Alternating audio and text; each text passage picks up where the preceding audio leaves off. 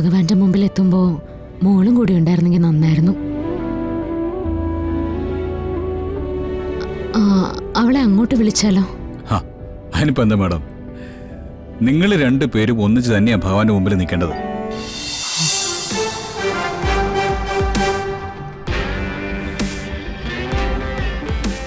ജീവിതത്തിലേക്ക് തിരിച്ചു കൊണ്ടുവന്നു എല്ലാരും കൂടി.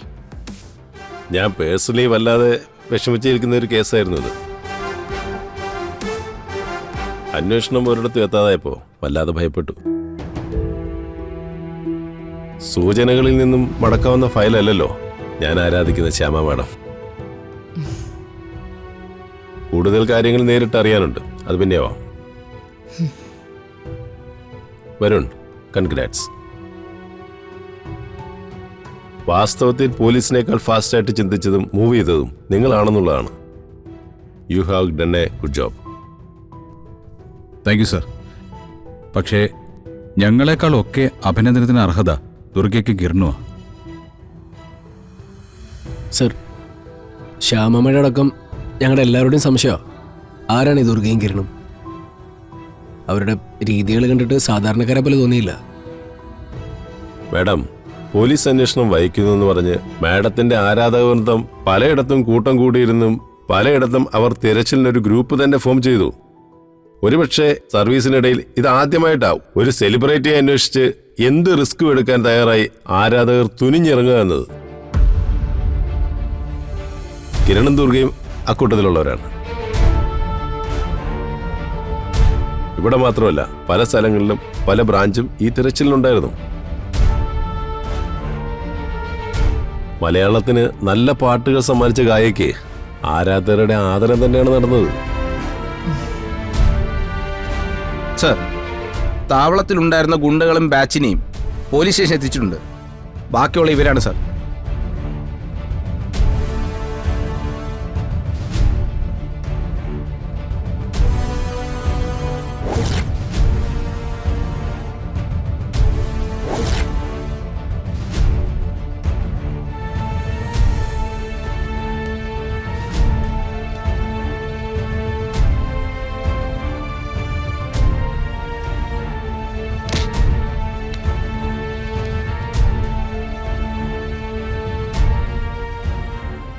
കൃത്യമായ തെളിവുകളുണ്ടായിട്ടും നീ ഞങ്ങളെ വല്ലാതെ കബളിപ്പിച്ചു. ഈ നിൽക്കുന്നവരെല്ലാം നിന്റെ ക്രൂരതയുടെ ഫലം അറിഞ്ഞവരാണ്. ഇനി നീ പുറത്തിറങ്ങില്ല. ഇനി നീ ഒരാളെയും ദ്രോഹിക്കില്ല.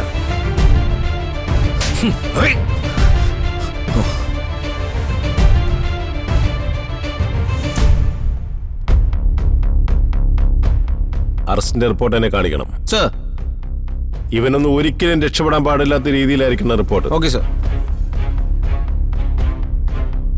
ഇവന്മാരെ എല്ലാം ജീവിക്കറ്റിയോ സർ?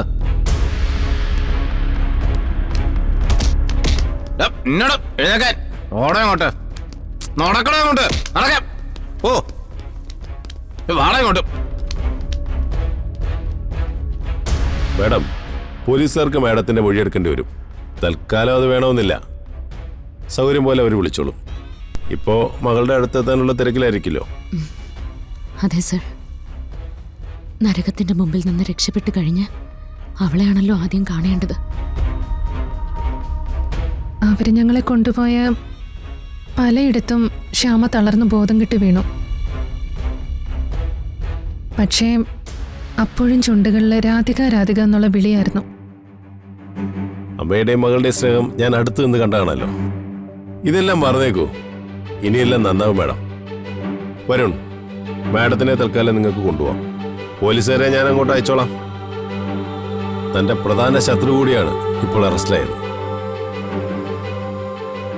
ഇനി അവന്റെ ബന്ധങ്ങൾ കൂടി ഒന്ന് പരിശോധിച്ചാൽ തന്റെ കൂടുതൽ ശത്രുക്കളിലേക്ക് നമ്മൾ എത്തിച്ചേരും. ഇനിയും കുടുങ്ങാനുണ്ട് ചില വമ്പന്മാർ. വരൂ.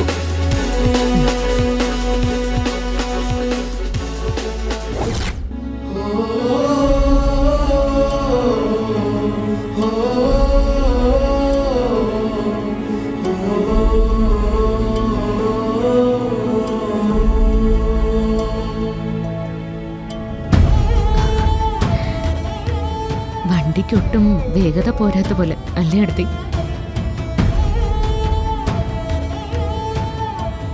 വണ്ടിക്ക് വേഗതയുണ്ട്. അതിലും വേഗത്തിൽ മനസ്സോടുന്നോണ്ടാ അങ്ങനെ തോന്നുന്നത്. ശരിയാ. പെട്ടെന്ന് അവളുടെ അടുത്ത് എത്തണമെന്ന് തോന്നാ. മാഡം മാഡം രാധികയുടെ മുമ്പിലെത്തിയാൽ അയാൾ ആദ്യം എന്തായിരിക്കും ചെയ്യുക? അത് പറയാൻ പറ്റില്ല വരും. ഞാനും അതൊക്കെ തന്നെ ഓർത്തോണ്ടിരിക്കുന്നെ. അവൾ കരയും, കെട്ടിപ്പിടിക്കും.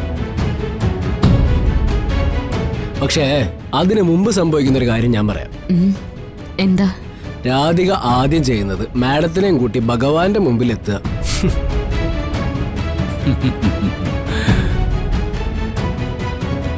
മാഡത്തിനെ അവിടെ കൊണ്ടുപോയി നിർത്തിയിട്ടേ രാധികയ്ക്ക് ഒരു സമാധാനം കിട്ടും.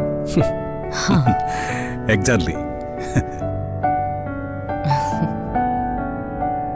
ആ പറഞ്ഞ കൃത്യമാ. അയാൾ അത് തന്നെയായിരിക്കും ചെയ്യുക.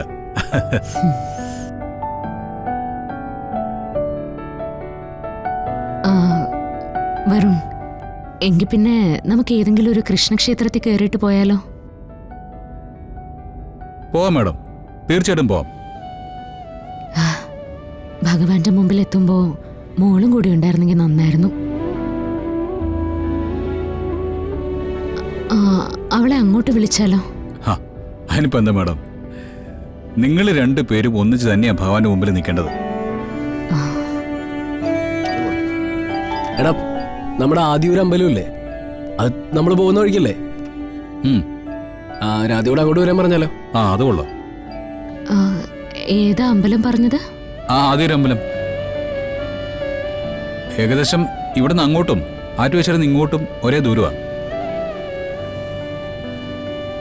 ശരി, ഞാനെന്ന് അവളെ ഒന്ന് വിളിക്കാം. എക്സൈറ്റ്മെന്റിന്റെ മാക്സിമം ആയിരിക്കും. അയാൾ തളർന്ന് വീഴാതിരുന്നാൽ മതിയായിരുന്നു.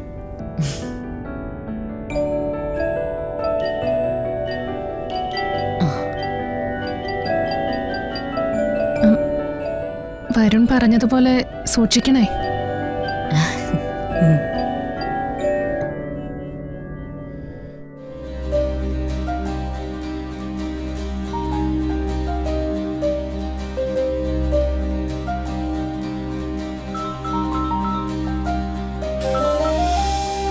ഹലോ മോളെ,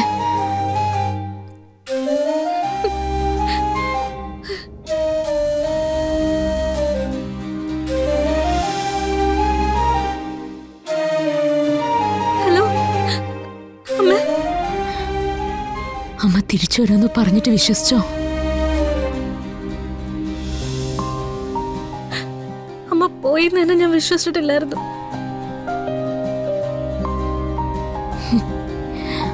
അമ്മയ്ക്ക് മോളെ കാണാൻ ഇനിയും ഭാഗ്യമുണ്ട്. അതുകൊണ്ട് ദൈവം അമ്മയെ മോളുടെ അടുത്തേക്ക് വീണ്ടും തിരിച്ചുവിട്ടിരിക്കുക.